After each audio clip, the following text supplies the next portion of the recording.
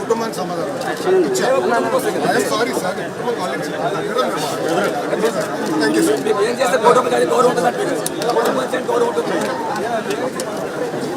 పర్యటన చూశారు.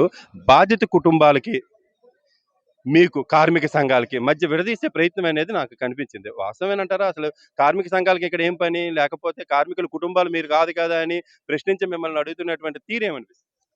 కార్మికులకి రోజు రక్షించేదే సిఐటియు. ఈరోజు కార్మిక సంఘాలు ఏ నష్టం జరిగినా కార్మికుడు ఆ యూనియన్ దగ్గరకు వచ్చి మాట్లాడడం, నాకు ఇలా నష్టం జరిగింది, నా సమస్య పరిష్కారం చేయండి అని యూనియన్ నాయకులు కలుస్తారు.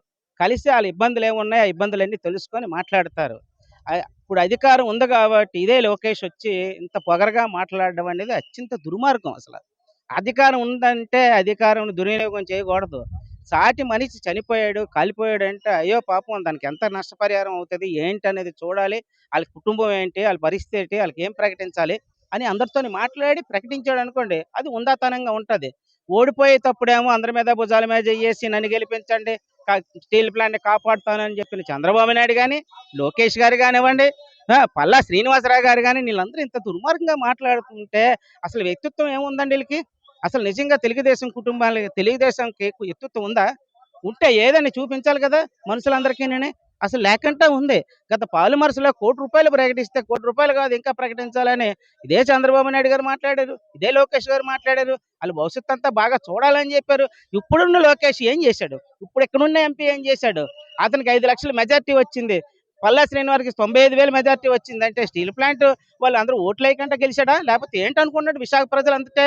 విశాఖ ప్రజలంటే నష్టపరిహారం ఇవ్వడం 20 లక్షలు ఇస్తాం, ముష్టి 20 లక్షలు. ఆ ప్లాంట్ వాళ్ళు 20 లక్షల 5 నిమిషాలు వసూలు చేసి ఇచ్చేయగలరు. ఇదా ఈ ప్రభుత్వం? దుర్మార్గం అంటే ఎంత దుర్మార్గంగా ఉంది ఈ ప్రభుత్వం అనేది తెలుసుకోవడానికి ఇదే ఉదాహరణ. ఈ 8 మంది చనిపోవడానికి ఉదాహరణ. మిగతా వాళ్ళందరూ అక్కడ సెమినిల్స్లో ఉండి సెమినిల్స్లో మాట్లాడే పరిస్థితి చేస్తుంటే ఇంత దారుణంగా మాట్లాడడం ఎంతైనా సిగ్గుచేట అనిపిస్తుంది. ఎదటోళ్ళకి ఎవడైనా ఇక్కడ పబ్లిక్ అందరూ తిట్టుకుంటున్నారు.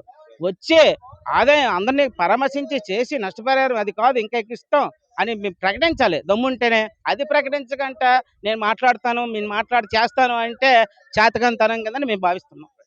అసలు కార్మికుల కుటుంబాలతో రాజీ కుదుర్చుకోవడానికి వచ్చినట్టు అనిపిస్తుందా? అసలు ఏంటి, అసలు కార్మికులతో మాట్లాడే విధానం అదేనా? ఇక్కడ ఒక ఎమోషన్ ఉంటుంది.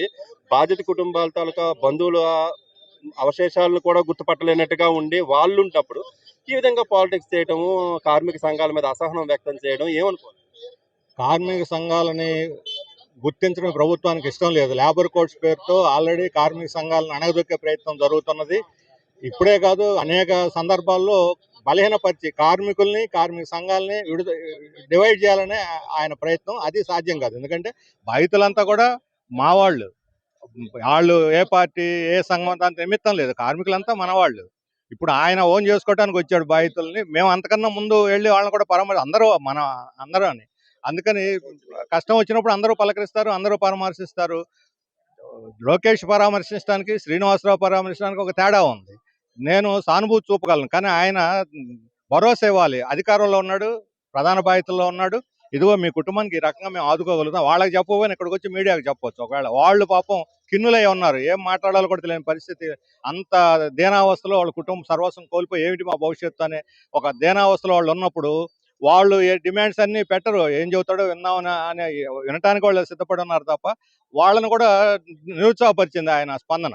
ఇదిగో మేము ఉన్నాం, ఈ రకంగా మిమ్మల్ని ఆదుకుంటాం అని చెప్పుంటే అది సంతృప్తికరంగా ఉండేది. అందుకని ఆయన పరామర్శ అంత సంతృప్తికరంగా లేదు. అయితే మనకు కనిపిస్తుంది. మీరేమైనా మృతుల తాలూకా కుటుంబాల సభ్యుల మీరెందుకు ఇక్కడ మాట్లాడుతున్నారని కార్మికుల నాయకుల మీద కూడా అసహనం వ్యక్తం చేసినటువంటి అసలు ఇక్కడ దేనికి ఆయన వచ్చారు, ఏమనిపిస్తుంది? లోకేష్ పర్యటన, ఇక్కడ బాధితుల పరామర్శ తీరు మీకు ఏమనిపిస్తుంది? చాలా బాధాకరం. ఇప్పటి వరకు విశాఖపట్నం చరిత్రలో ఈ రకంగా మినిస్టర్లు వచ్చి ఏ రకమైన భరోసా ఇవ్వకుండా వెళ్ళేది ఇదే మొదటిసారి అవుతా ఉంది. కాబట్టి లోకేష్ గారు మాట్లాడే పద్ధతి కానీ లేకపోతే ఆయన ప్రకటించకుండా వెళ్ళడం అనేది చాలా దుర్మార్గమైంది. ఇప్పటికే ఆల్రెడీ అసలు యాక్చువల్గా ఈ యాక్సిడెంట్ కారణమే ఈరోజు మోడీ గారు, చంద్రబాబు నాయుడు గారు. వాళ్ళ యొక్క నిర్లక్ష్యం, వాళ్ళ విధానాల కారణంగానే ఈరోజు యాక్సిడెంట్ జరిగింది.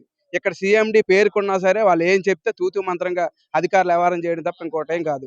కాబట్టి యాక్చువల్గా ఈరోజు కేసు పెట్టవలసింది చంద్రబాబు నాయుడు గారి మీద, మోడీ గారి మీద, వీళ్ళిద్దరి మీద కేసు పెట్టాలి. ఆయన తనయుడు మినిస్టర్ వచ్చి ఇక్కడ కనీసం ప్రకటన చేయలేదు. ఇప్పటికే విశాఖపట్నంలో అనేక ఘటనలు, కనీసం ఫార్మా కంపెనీ లేదా ఆక్సిజన్ అనేక సందర్భాలు, స్టీల్ ప్లాంట్లో యాక్సిడెంట్ అయ్యేటప్పుడు కానీ, చిన్న చిన్న కంపెనీలు యాక్సిడెంట్ అయ్యేటప్పుడు కానీ, గత ప్రభుత్వం కానీ ఈ ప్రభుత్వం కానీ ₹1,00,00,000 ఇచ్చే పరిస్థితి ఉంది, ఉద్యోగం ఇచ్చే పరిస్థితి ఉంది. కానీ ఏది ప్రకటన చేయలేదు. కనీసం వాళ్ళందరినీ కూడా రాత్రి కూడా ఏం చేశారంటే 1:30 తర్వాత అక్కడ ఉండే కుటుంబాల సభ్యుల్ని లాఠీ చార్జ్ తోసేసి మరి బాడీలు తీసుకొచ్చి మార్చురీలు పడేశారు. కాబట్టి ఒక దుర్మార్గంగా వ్యవహారం చేస్తున్నారు. ఈరోజు స్టీల్ ప్లాంట్ ప్రైవేటీకరణ చేయడం భాగంగానే అక్కడ 22 మంది పనిచేయవలసింది 11 మందే పనిచేయాలి. 8 మంది నేను డ్యూటీకి వచ్చారు. ఆ రకంగా తక్కువ మంది ఉన్నారు కాబట్టి అక్కడ ఉన్నది వేస్టేజ్ అంతా తీసి ఆ తర్వాత మళ్ళీ స్టార్ట్ చేయాలి ప్రొడక్షన్. కానీ మనుషులు లేరు కాబట్టి వేస్టేజ్ తీయకుండా ప్రొడక్షన్ మళ్ళీ స్టార్ట్ చేయడంతో ఈ రకమైన ఘటన జరిగింది. కానీ మొత్తం ఈ ఘటన జరగడానికి పూర్తిగా బాధ్యత రాష్ట్ర కేంద్ర ప్రభుత్వాలు. కాబట్టి ఈరోజు కేసు పెట్టాలనుకుంటే వీళ్ళిద్దరి మీద కేసు పెట్టాలి, అరెస్ట్ చేయాలి. అదే న్యాయమైంది. ఈరోజు నష్టపరిహారం ఇవ్వడం, ఉద్యోగాలు ఇవ్వడంతో పాటు వాళ్ళ మీద కేసు పెడితే ఇంకో ప్రభుత్వం అయినా ఎప్పుడైనా జాగ్రత్త పడుతుంది. కార్మికుల కుటుంబాలని ఓదార్చాల్సినటువంటి సందర్భంలోనే కార్మిక సంఘ నాయకులు కూడా ఏదో అడుగుతున్నారు. అడిగేటప్పుడు మీకేం సంబంధం, అసలు మేమేదో దేనికో వచ్చాం, మీ కార్మిక సంఘాలు ఎందుకు ఇక్కడ రాద్ధాంతం చేస్తున్నారు అన్నట్టు ఒక అసహనం వ్యక్తం చేస్తున్నారు. మీరు కుటుంబ సభ్యుల, మీకేం పని అన్నట్టు. అసలు దీన్ని ఏ విధంగా అనుకోవచ్చు? రాజీ చేయడానికి వచ్చారా కుటుంబ సభ్యులకును యాజమాన్యానికి? అసలు ప్రభుత్వ బాధ్యతారాహిత్యంగా ఉందా, బాధ్యతగా ఉందా? లోకేష్ గారు లాంటి వాళ్ళు భవిష్యత్తు ఆంధ్రప్రదేశ్ కు ముఖ్యమంత్రులు చేసుకున్న వర్కర్స్ చనిపోతే ఆ స్టీల్ ప్లాంట్ కోసం పోరాడిన వాళ్ళం ఇక్కడ నిలబడి ఇస్తున్నారా? ఎల్జీ పాలిమర్స్ లో ₹1,00,00,000 ఇచ్చింది గత ప్రభుత్వం, కనీసం ఆ పాటి కూడా మీరు చెయ్యలేరా అని అడగడానికి వస్తే మీ కుటుంబ సభ్యులు చచ్చిపోయారా అని అడుగుతారా?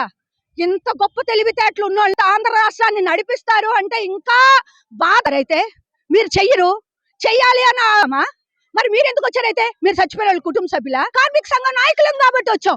కనీసం కార్మిక నాయకులకి తగిన గౌరవం ఇవ్వాలి, వాళ్ళు అడుగుతుంది పట్టించుకోవాలి అన్న ఇంకిత జ్ఞానం కూడా లేకుండా దగ్గరకు వచ్చి మాడి మసైపోయిన వాళ్ళ దగ్గరకు వచ్చి వాళ్ళకి నష్టపరిహారం చెల్లి నోరు లేకుండా ఉన్నాం.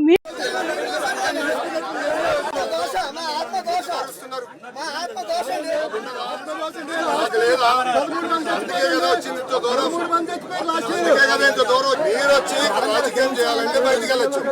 ఉక్కు ఫ్యాక్టరీని కాపాడింది మేము, ఈయన పోరాడారు, కాపాడింది మేము. మాకు రైట్ ఉంది ఇక్కడ.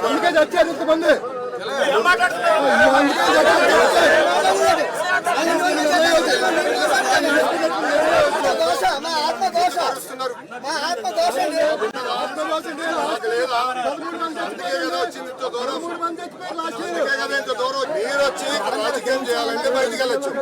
ఉక్కు ఫ్యాక్టరీని కాపాడింది మేము, ఈయన పోరాడారు, కాపాడింది మేము. మాకు రైట్ ఉంది ఇక్కడ.